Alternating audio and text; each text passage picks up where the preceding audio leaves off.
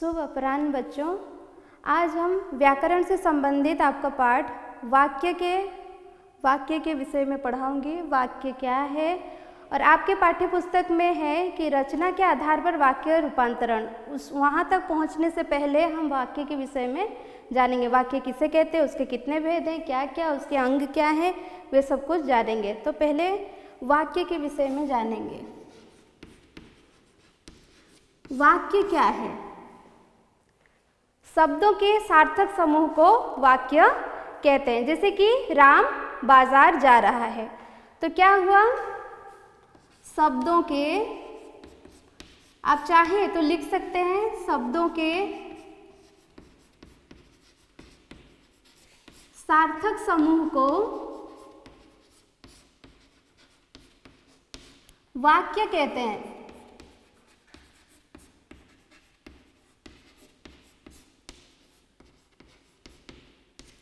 उदाहरण, राम बाजार गया है। उदाहरण क्या है? राम बाजार गया है। तो ये है आपका वाक्य। तो क्या क्या? शब्दों के सार्थक समूह। यहाँ पे कितने शब्द हैं आपके? राम हो गया, बाजार हो गया, गया है हो गया। तो यहाँ पे शब्द के सार्थक समूह है, यानी कि एक नहीं है, दो नहीं है, तीन है। शब्दों को मिला के यहाँ पे वाक्य बना। अभी मैं लिखूंगी अगर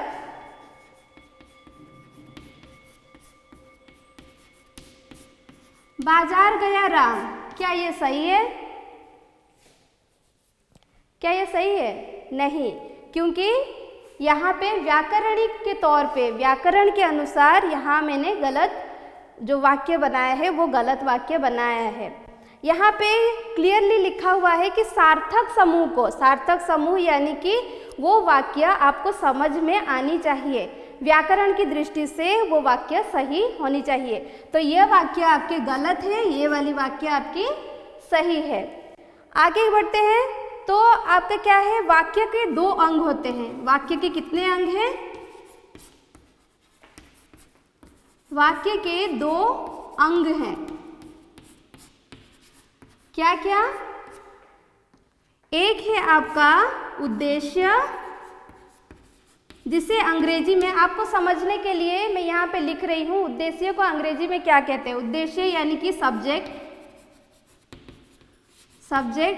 और दूसरा है विधेय यानी प्रेडिकेट।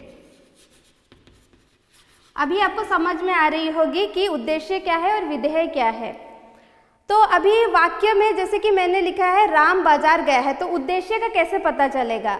उद्देश्य यानी कि जिसके विषय में बोला जा रहा हो। तो किसके विषय में बोला जा रहा है? राम के विषय में बोला जा रहा है। राम बाजार जा रहा है यानी कि राम के विषय में बोला जा रहा है। तो ये आपका क्या है? यह आपका उद्देश्य है। और उद्देश्य के विषय में बोला जाने वाले को कहते हैं विधेय, यानी कि बाजार गया है, यह आपका होगा विधेय।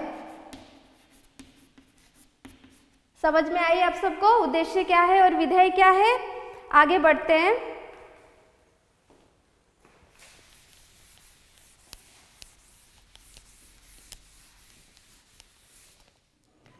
अभी जानेंगे वाक्य के कितने भेद हैं। वाक्य के वाक्य भेद,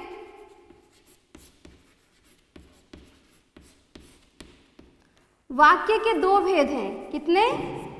दो।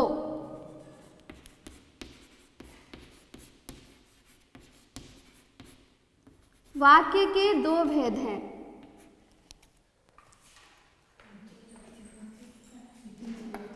पहला, रचना के आधार पर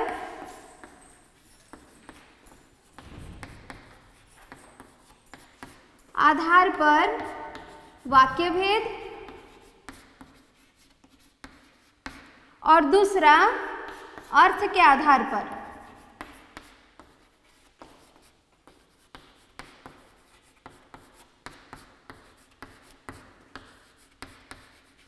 वाक्य भेद। तो हमें पता चला वाक्य के दो भेद हैं, एक है रचना के आधार पर, दूसरा है अर्थ के आधार पर। आपके पाठ्यक्रम के अनुसार आपके पाठ्यक्रम में केवल रचना के आधार पर वाक्य भेद ही दिया गया है, तो हम उसी के विषय में पढ़ेंगे, ना कि अर्थ के आधार पर। तो आते हैं, पहला वाला क्या है आपका, रचना के आधार पर। रचना के आधार पर वाक्य के 3 भेद हैं। कितने हैं? वाक्य के 3 भेद हैं। 3 भेद है। वे 3 क्या है? पहला है आपका सरल, सरल जिसे साधारण भी कहा जाता है, साधारण वाक्य। उसके बाद आया दूसरा आपका साधारण वाक्य गया, दूसरा है आपका संयुक्त वाक्य, संयुक्त वाक्य। तीसरा है आपका मिश्र वाक्य। आप सोच रहे होंगे कि हमारे तो पाठ्य पुस्तक में दिया गया है कि रचना के आधार पर वाक्य रूपांतरण, फिर हम वाक्य क्यों पढ़ रहे हैं?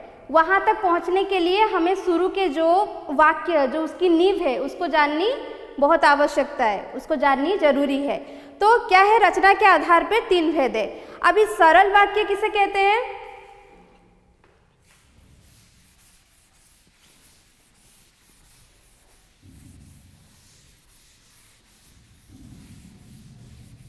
अभी आते हैं 3 जो उनके भेद हैं। पहला क्या है? सरल वाक्य। पहला है सरल वाक्य।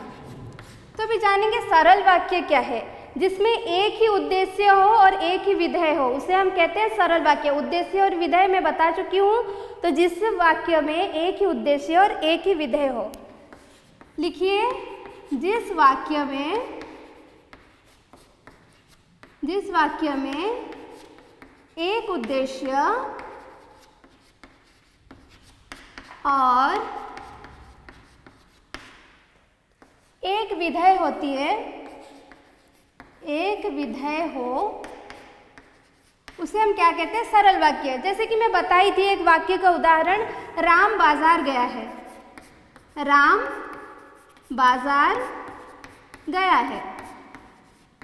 यहाँ आप देखिए, यहाँ एक ही उद्देश्य है और एक ही विधेय है, तो ये हो जाएगा आपका सरल वाक्य। अभी दूसरे नंबर पे जाते हैं। दूसरे में कौन है? संयुक्त वाक्य।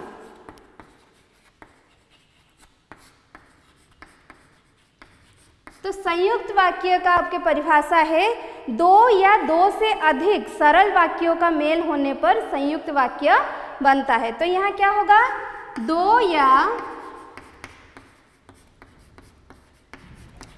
2 से अधिक सरल वाक्यों का मेल, सरल वाक्यों के मेल से बनती है आपका संयुक्त वाक्य। तो संयुक्त वाक्य का उदाहरण मैं देती हूँ यहाँ। माँ बाजार गई है। माँ बाजार गई है और वह सब्जियां लाएगी। सब्जियां लाएगी।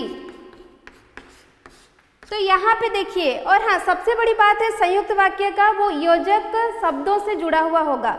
यानी कि 2 वाक्य होंगे, बीच में योजक शब्द लगा हुआ होगा। तो यहाँ पे योजक शब्द कौन सा है? और है। तो ये पहला वाक्य क्या है आपका? माँ बाजार गई है।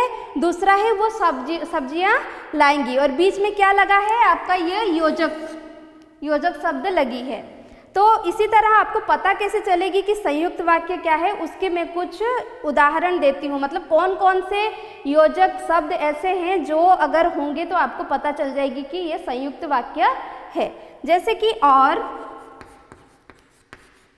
इसलिए, या, क्योंकि, ये सारे शब्द अगर 2 वाक्यों को जोड़ रहे होंगे तो आप समझ जाइएगा कि ये संयुक्त वाक्य है।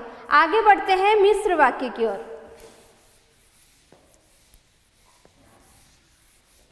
आगे बढ़ते हैं मिश्र वाक्य।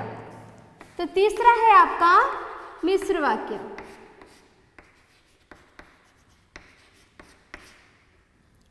तो मिश्र वाक्य का परिभाषा यह है कि एक उसका प्रधान वाक्य होता है और दूसरा क्या होता है, आश्रित होता है, यानी कि जो प्रधान वाक्य होता है उस पर एक वाक्य निर्भर किया हुआ होता है। तो आप क्या लिखेंगे, ऐसे वाक्य जिसमें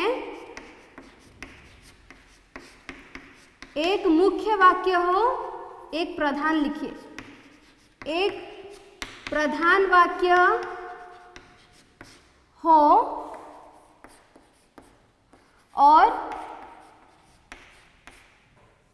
और एक आश्रित उपवाक्य हो। आश्रित यानी कि उस पर निर्भर किया हुआ, यानी कि प्रधान वाक्य के ऊपर निर्भर किया हुआ वाक्य, आश्रित वाक्य हो। आश्रित उपवाक्य लिखिए, आश्रित उपवाक्य हो। तो अभी उसके उदाहरण स्वरूप जैसे ही खेल शुरू हुई, एक उदाहरण दे रही हूं आप लोगों को। जैसे ही खेल शुरू हुई, जैसे ही खेल शुरू हुई, राधा घर चली गई। ठीक है, क्या हुआ, राधा घर चली गई। तो यहाँ क्या हुआ, जैसे ही खेल शुरू हुई तो खेल शुरू होना राधा का घर जाने पे निर्भर करता है। ठीक है, तो यहाँ पे अगर आप मिश्र वाक्यों को समझने की या फिर जानना चाहते हैं तो यहाँ कुछ योजक शब्द लगे हुए हैं, जैसे कि जैसे तैसे, जैसे तैसे, जैसे तैसे, जब तब, जब तब, जो वो। इस तरह का शब्द अगर आप वाक्य में देखेंगे तो आप आंख बंद करके यकीन कर सकते हैं कि यह आपका मिश्र वाक्य है। तो आज के लिए बस इतना ही। अगली कक्षा में इसे आप अच्छे से पढ़ के आइएगा, जो भी मैं पढ़ाई वाक्य के ऊपर उसे आप पढ़ के आइएगा। अगली कक्षा में आपके पाठ्य पुस्तक के हिसाब से रचना के आधार पर वाक्य रूपांतरण, उसे हम अच्छे से समझेंगे और जानेंगे। आज के लिए बस इतना ही। धन्यवाद।